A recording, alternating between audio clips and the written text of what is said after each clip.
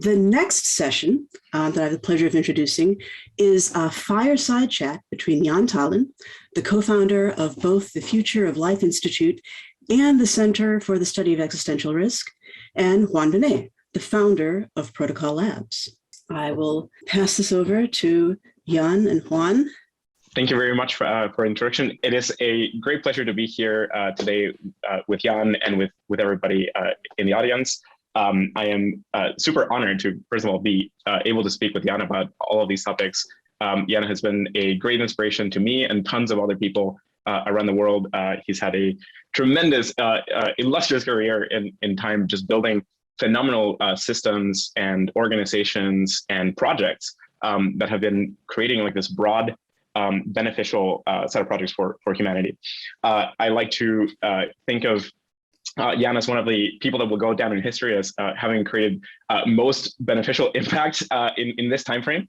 There's a lot of people kind of that are in the spotlight and get a lot of attention and so on. And Jaan has been like just amazingly systematic about just time and time again, year over year, working on some of what I think are the most important projects for the species. So things like co-founding the Future of Life Institute, helping support the Future of Humanity Institute, helping draw attention to the AI risk movement, helping boot the effective altruist movement, helping think through many kinds of mechanisms and systems for funding and so on. And just in general, being an inspiration and coach to so many people that have been working on all of these things. So really, thank you so much, Jaan, for sharing your efforts and your time with us and for being just an inspiration to all of us.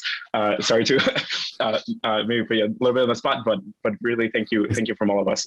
Thanks a lot. It's probably the first introduction in like a decade where Skype was not mentioned. But yeah, I was gonna say, like actually helping us all. There's a story behind that, so it's like we're gonna get there. Yeah, exactly. Actually, helping us all think through. I remember when I was a kid, just the ability to suddenly start talking to other people around the world and call my family. You don't have to go there. It was great. Well, thank you again for sharing the time. What I want to spend time on today is really thinking about kind of just mechanisms for how to like affect more social benefit in the world. So there's all kinds of small and large mechanisms that we can employ. There are things like blockchain systems and things like specific algorithms like the S process or quadratic funding or other kinds of systems like that. And so I want to kind of like take a tour throughout some of towards some of that. But I would sort of like want to start off with kind of some larger scale, more inspiring things, because I think a lot of people in the world that are working on these important beneficial technologies and techniques and so on are doing so from like a kind of some optimistic vision of the future. And the world is full of all kinds of dystopic stories and like bad visions of the future. And of course, there are really good lessons there to learn to avoid. But I want to kind of just kick off with some optimistic visions of the future. Like what inspires you? What do you look forward to? What are the kind of things that you're trying to realize? I think I'm kind of like always sort of careful to kind of paint very specific futures, because like specificity kind of kills the plausibility in reality, if not in fantasies. So I mostly kind of like paint the future in terms of sort of abstract properties that are kind of like very easy to build consensus around.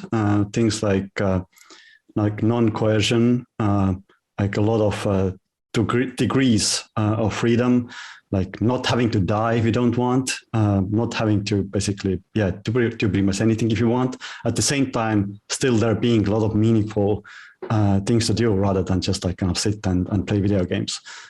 So if I look at the universe, then like it seems to be that it's kind of, we know that we're just getting started. Like if things go well, this is like just really the beginning of the adventure. Yeah, absolutely. And what are some of the kind of either philosophers or sci-fi that has inspired you over time? I always like asking this question because it helps kind of like orient.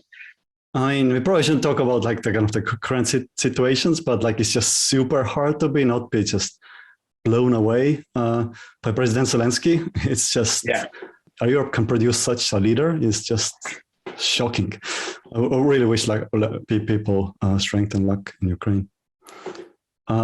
but like on a broader scale, I do think that Richard Feynman is someone who is like really inspiring because like he kind of had kind of combined kind of curiosity, smarts, and mischief. I think this is always a great combination, especially, okay, I guess like you need like a fourth component that they already also had sort of benevolence and not kind of misusing the mischief. So yeah, I think Richard Feynman would be my kind of first choice. And when you sort of like look in either Feynman's life and works and so on, are there any specific pieces of media that you kind of remember? Either, you know, of course, Surely You're Joking and you know, other books that he wrote. Are there any like specific things that you would, I don't know, point aspiring people in this field to read? Yeah, like Surely You're Joking is the obvious Schelling choice there. There are like many lectures still that you can look at. They're like pretty much all worth watching, and the interviews with him are great.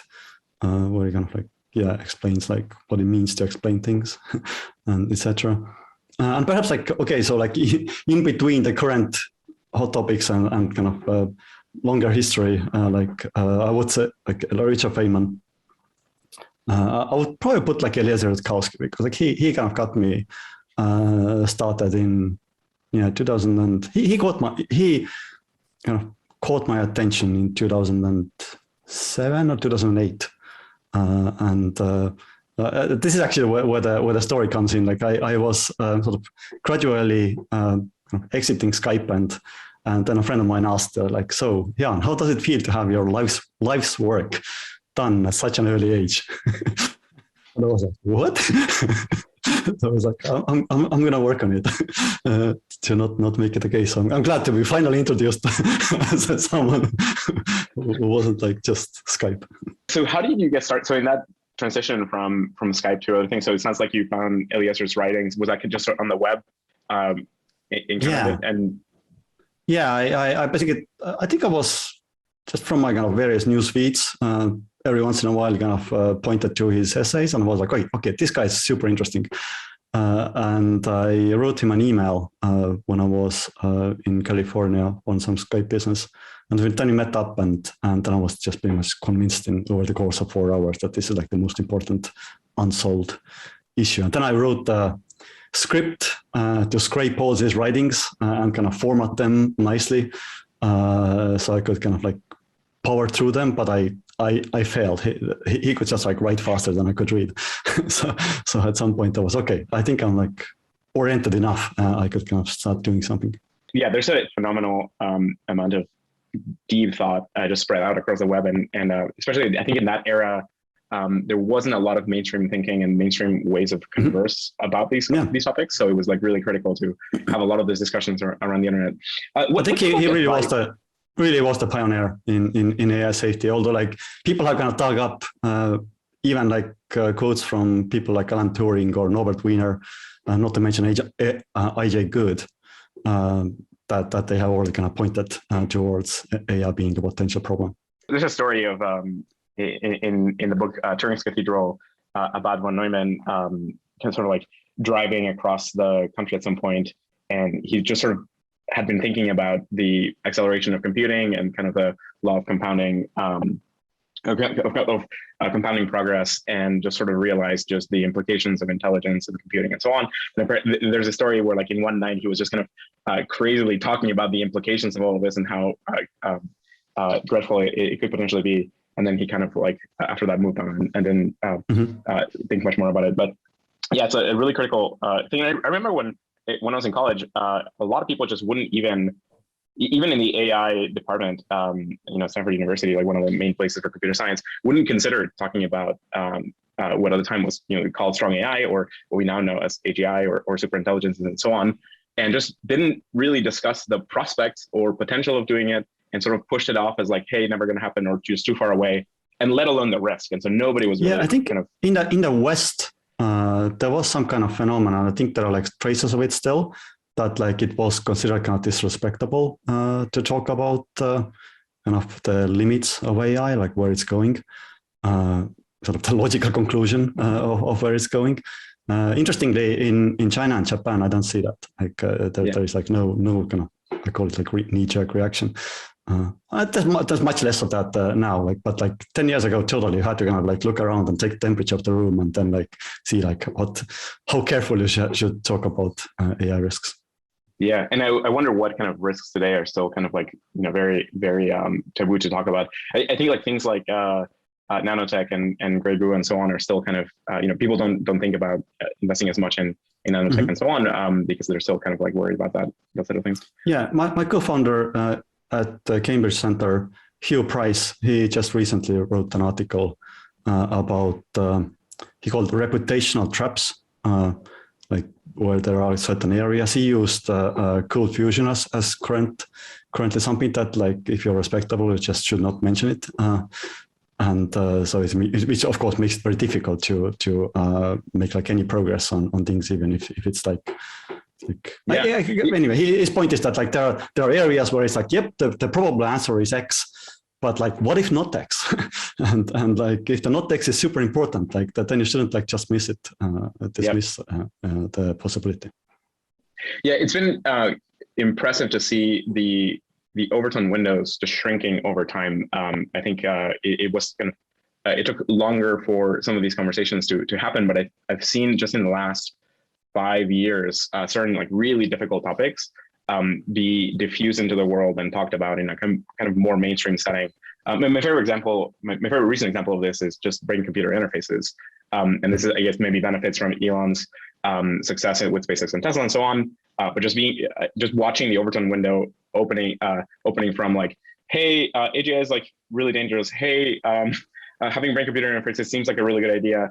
And then suddenly within like 2 years proposing a product to like actually have a BCI and so on, and like the response of the world not being total shock, but instead like actually interested and exploring it and so on. It has been kind of amazing to watch, and it brings kind of an optimistic view that like maybe society is just getting a lot better at discussing these potential features and potential visions, and that the kind of it's much more we're much more able to deal with large, complicated topics like that and kind of discuss them in a broad sense. What kind of sort of advice would you have for kind of people either getting started in the field or who are looking to have an impact in the space, whether it's kind of things to learn about, fields to explore, or kind of areas to start, problems to start poking at, or there's a lot of people watching that are interested in just the problems surrounding funding the commons and ways of building systems and projects that are broadly beneficial.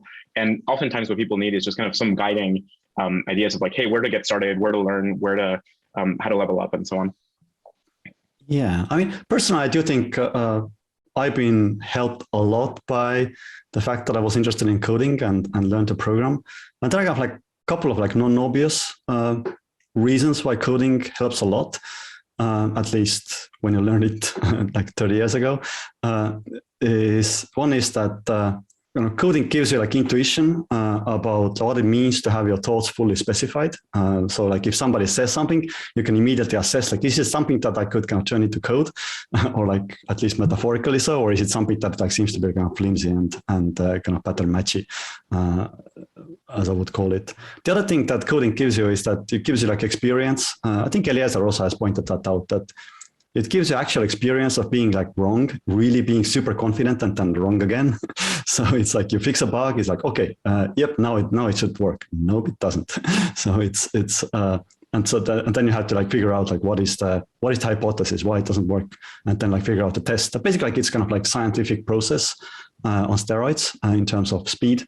It's like really, really quick iterations of hypothesis generation and testing. Okay, perhaps I shouldn't go there, but like I mentioned, like one downside of coding is that like the solutions, or to like, if you find out what the problem was, it's always like it's basically like very mundane and very very silly. That wasn't like it never is. There is like a super, almost never. There is like very, very interesting mystery. There's like, yeah, but otherwise I think coding has helped me a lot. And there are a lot of fields where maybe the reasons why some things fail often are just kind of some mundane reason or some mundane execution problem. I've been kind of very surprised to study some kind of past projects that were kind of very important or aspire to achieve something really big, and they didn't fail for kind of some fundamental problem in the idea or the project or something like that. They just sort of failed for standard execution risks, just kind of things getting difficult or not getting the right support or not getting the right funding or not reaching the right market and so on, and just kind of like other sort of again mundane sort of problems. In the same thing space. same thing with robotics. Like my longest business partner, Ahti, who used to be the chief technical architect, is now running chief technical architect of Skype. Now he's running a robotics company, and he says like like the sort of the Pareto distribution of robot failures is like what battery is dead, or like the wire is disconnecting, stuff like that. Yep. What are some of the kind of undervalued projects that you kind of are seeing right now that you think are kind of important? You know, I've just seen you over the years continuously spot like important things that other people weren't paying attention to. So I'm wondering, what are the kinds of things that right now you're looking at that are kind of potentially undervalued or not getting enough attention, that you sort of like would point people towards, like either working on those projects or fields? I do think that the biggest kind of impact that one can have is right now is lowering existential risks.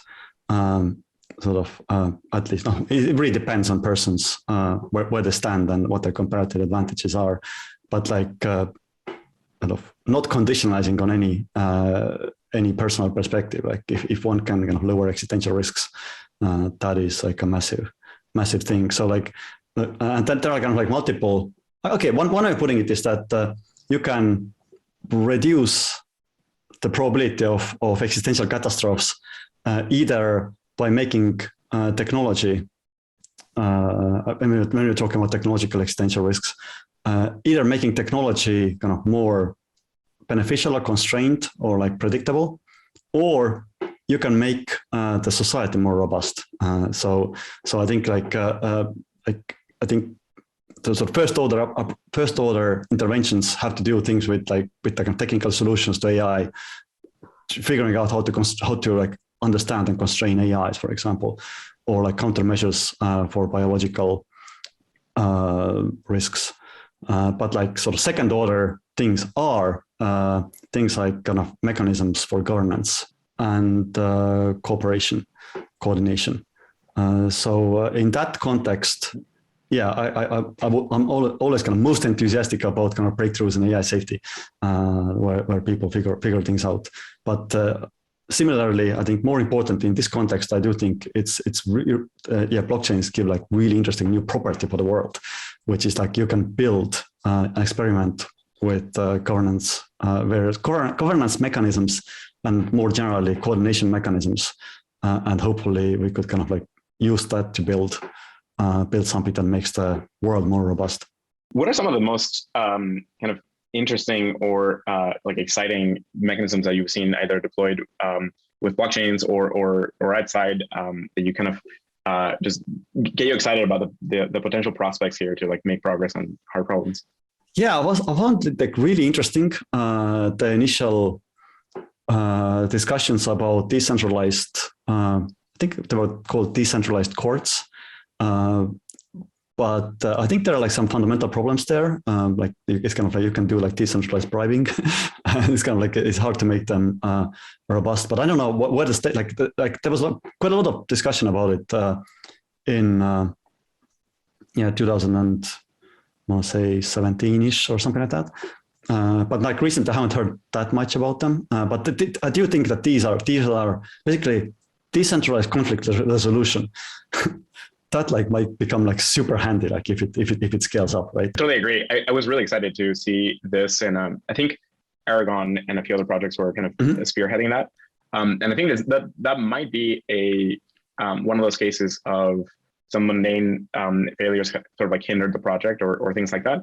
I also agree that like getting to a point where we can have strong conflict resolution within the centralized context and blockchain context would be extremely useful. There are lots of things that are kind of exceptional circumstances where you need some kind of general intelligence to look at the problem and try to like decide, and the kind of mechanisms that smart contracts arrive at are too difficult. I think there should be still some barrier to access those, because one of the benefits of the purely programmable smart contract structure that we have now is that it's just super flexible, and the moment that you start putting humans in the loop, certain things might slow down. But I do think that that it would be extremely useful to have as a primitive. And a lot of people talk about kind of the emergence of digital communities and digital governments and digital states and whatnot. Looking through history, kind of one of the most important components of building a society that can like govern itself and whatnot is the emergence of courts. And so the rules, then courts to deal with exceptional circumstances, and kind of up from there. And also like just kind of like preference elicitation, how to do kind of get honest representation of people, what people want, and make it kind of hard to tamper with on a small scale first, and then because for example, like if like I would feel like super, or I wouldn't say like super safe, but like way more safe if there was some kind of guarantee that like nothing will happen in the next 100 years, that like 80% of the people alive wouldn't approve. So like extinction risk gone, because like I'm pretty sure like 80% people would prefer not to die. So it's stuff like that. If you can kind of scale up things that are going to go against barriers like unilateral evil, as we're right now witnessing in Europe. Yeah, it's a comic book case, right? Right now, happening. This is like, if it went so tragic, it would be hilarious. Like someone who's like adopted the role of an evil dictator, and like not even hiding that he's an evil dictator, and like then it's like the world against that. It's strange. Yeah, the plot thickens in the comic book story, right? It's like certainly the circumstances are the different waves of technology all converging around the same time. Situations like this are if it would just like if you could figure out like how to do like coordination and preference elicitation in a way that it makes it like just like super difficult to be an evil dictator, that would be, or like someone who is like just carelessly taking risks and even the cost of others. Even structures in the past, part of what helped break down power structure abuse in the past is some kind of coordination between the groups that could actually intervene locally within those systems. Right now, they're probably a few mechanisms away from having some structure for the surrounding groups in that have some power in there to actually take some action against this, right? And I think in the past, these kinds of dictatorial power structures have sort of like worked to systematically like put fear into everybody so that nobody will dare take any action. But if you can enable some kind of coordination between those parties, then or forking. Forking is a great mechanism as an abstract mechanism. That like just like if it would be possible, just like vote with your feet, like the world would be much more safer place. Yeah. One of the problems with voting is the mismatch between the perceived preferences and some kind of like real preferences, or maybe there's something preference falsification. Preference falsification, and there's also kind of a gap between having the knowledge to know what are good preferences. It seems like today democracies are being exploited by just fooling a lot of people into wanting something that's actually bad for them. So how can we grapple with this problem and try to fix it?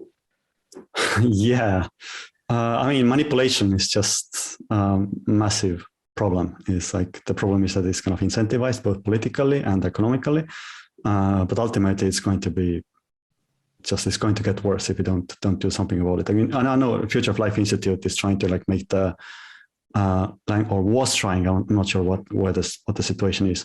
The sort of manipulation language, anti-manipulation language stronger in the EU AI legislation. So yeah, basically saying that like you shouldn't use AI to do subliminal manipulation, things like that. So yeah, I think it is a mechanism design challenge, or could be a mechanism design challenge. How to delineate informing and manipulating? In some ways, like informing someone is also like affecting their decisions, and you can kind of like it's not super. It's a little bit philosophical to kind of how to tease apart informing someone and kind of manipulating them. Yeah, there's a key sort of values alignment question here, where it's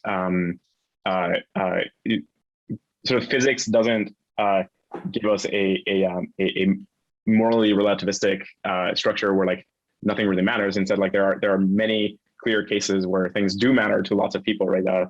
A nuclear exchange is a great example of like that's not morally relativistic in terms of the outcomes for humanity and life on the planet, or not getting off the planet and there being like some catastrophic extinction event, or not getting out of the solar system before something explodes or expands, or avoiding a supernova and so on. Like I think people are like exactly kind of tend to sort of undersell or underestimate the values that like everyone, pretty much every living person, living entity, organism have in common, because like they're like so intuitive, so common. There is like no conflict over them, no arguments over them. As Stuart Russell says, like there aren't like international conferences about the value of our right leg. So it's like, but the fact is like almost all the value that AI, by the way, is not going to care about are things that are just common values. And like the kind of cultural differences, I'm not, they're real, but they're just like a tiny tip of the iceberg.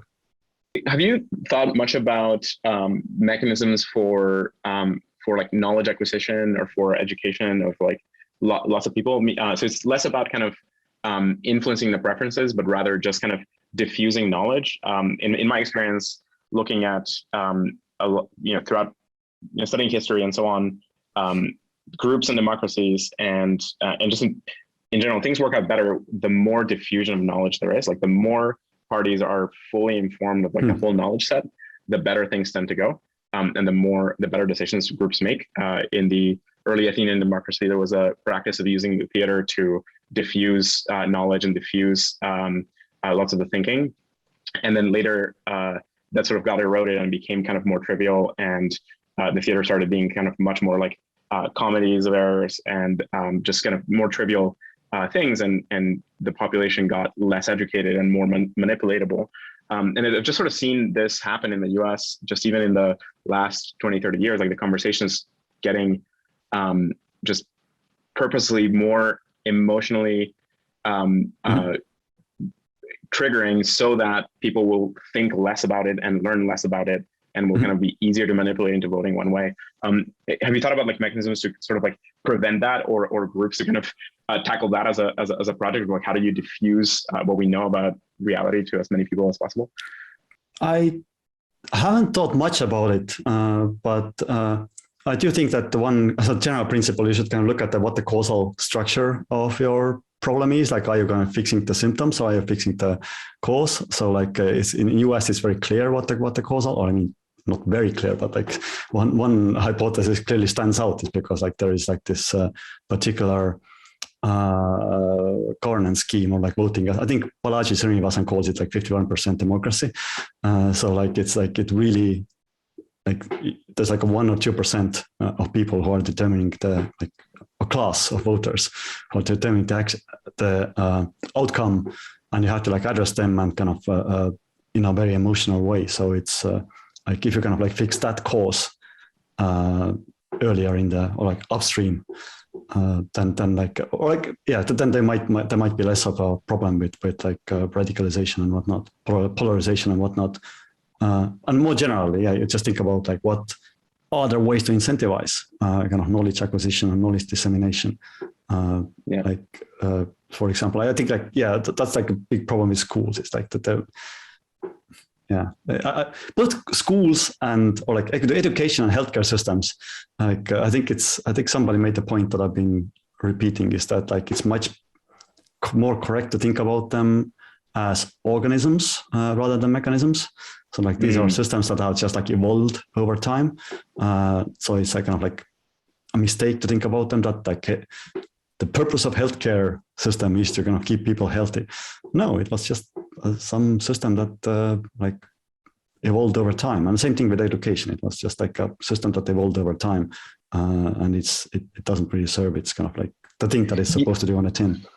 Yeah, I mean, it's kind of embedded in our kind of, we have like this set of mechanisms like corporations and institutions and networks of organizations who, in order to persist, continue existing decade over decade, and to increase their ability and power, end up like looking a lot like very, very dumb organisms that are just sort of optimizing for certain kinds of things. And yeah, we're lacking like better structures to kind of make those systems much more aligned with their original missions and so on. Maybe talking about incentives, we've discussed certificates of impact in the past. We both agree that they could be tremendously high leverage instruments to cause a lot of good in the world. And some folks out there are actively working to try and deploy systems like these. Do you have any thoughts on how certificate of impact systems might evolve over time? What you would think they would need to do in order to be effective? What would make you kind of like likely to buy different kinds of certificates of impact or to sell some of yours? Yeah, I mean, I understand Andrew Critch is going to talk a little bit about the recent experimentations that we're doing, or like he's kind of spearheading in the S process domain. And it kind of like has already like a little bit of impact certificate. I would just say like currently it's important to experiment with various things, and like also in this process we're not kind of nailing things down. We just have like some loose rules, and then like with the expectation is that we're going to modify them as we learn. But like in principle, I think the principle is solid. Like it's beneficial to have like have hindsight as a resource when choosing what things were valuable. And then there's like a division of labor, like kind of speculators, as we call them within this process. Their job is to figure out like what will be considered valuable in the future. And then there's some kind of like settlement process in the future. Yeah. One of my observations over time by looking at these systems is that at some point the world sort of started separating profit and non-profit, and the world sort of created a like false division between for-profit efforts and non-profit efforts. And like if you're non-profit, then you're good. If you're for-profit, you're bad. And like this, I think, is one of the most tragic mistakes in the history of trying to do good, because it just created this environment where the people that just oriented towards trying to do good ended up with way less resources because they couldn't actually profit from this. And it just sort of gave free license to a lot of the people profiting to just do a lot of bad things. And in reality, just so much of what's really good about the world today has been built by profit-making systems that are aligned with really good values and really good structures. So as you think about kind of certificates of impact or S process and so on, how do you reason about kind of profit in the structure and kind of like making sure that the parties that are doing really great work acquire like more and more resources to then have more influence over systems, or do you think that like there's just so many like difficult conflicts there that you would just that they actually know like it is a good thing to kind of keep that separation? I'm just curious how you think about it. Yeah, I don't think I have like very detailed thoughts other than like, yeah, it's just kind of when you're thinking of mechanism design that kind of potentially addresses externalities, or like even more generally want to kind of like make progress in some sense, you really need to think about like what the feedback mechanisms are. So it's like I mean, one way of defining externality is that this is something that like you will not get feedback from, at least directly. Certainly market is not going to give you feedback. And like a flip side of that is like a lot of the non-profits, the only feedback mechanism they have is their fundraising, how well their fundraising goes, which kind of like also, I think as Charlie Munger has said, like you show me the incentives and I will show the outcome. So like a lot of the nonprofits unfortunately kind of just end up as marketing machines and fundraising entities. So one interesting area that I've been thinking about that is underappreciated is basically non-profit software. So the idea is that I mean, it's kind of like silly to mention that you're like a blockchain person, but it's kind of as a more larger class where you are doing not directly like market directed software, but it's still software that has users, and the fact how it's used is your feedback mechanism. So you have like, it's not just your fundraising ability, but you also have basically the way your users or like whatever, or your software, how well your software is achieving the goals that you want as like a real world feedback. Yeah, I've often thought that there is a huge gap in just mechanisms for maintenance of software long term. And of course, Nadia Iqbal wrote a phenomenal book on this. It seems to me like right now we have a set of mechanisms where we can start, if we're able to gather robust signals about the quality of the maintenance and how well that is serving the users, we should be able to kind of couple that with things like DAO treasuries and so on to kind of just build funding structures for broadly beneficial open source tooling and systems. Do you think there's also like just like lowering friction? Like I never kind of like satisfy the paywalls. Like if somebody's paywall, like if an article is behind paywall, like, I mean, okay, I shouldn't say never, like a couple of times I've done that, but it's like, the big problem is like, it's just the friction is like insane, like to go through a paywall. So it's and this is like just one kind of example where a lot of people would be willing to kind of chip in if they kind of receive some common good thing, but just the friction is so big. So like mechanism design should think about how to lower the friction. Yeah. How optimistic are you about kind of retroactive structures where instead of kind of proactive funding of these things like, you know, paywalls and so on, just kind of retroactive systems that kind of try to understand the notion of value and over time kind of weave rewards back? Yeah, I sort of philosophically already kind of super enthusiastic about like retroactive things. I mean, I won box in Newcomb, so it's like the Newcomb's paradox, where basically you're in some sense you're influencing the past. So like I totally want to. I try to think of the past as if something that exists, not something that is gone. So and I try to cooperate with past versions and future versions of myself and other people and their past and future versions. So in that context, I think it's like very natural thing to think about like retroactivity being similar to just something that happens like a little bit farther in terms of distance. We've often talked about the also potential dangers with a lot of the mechanisms that people are deploying and so on.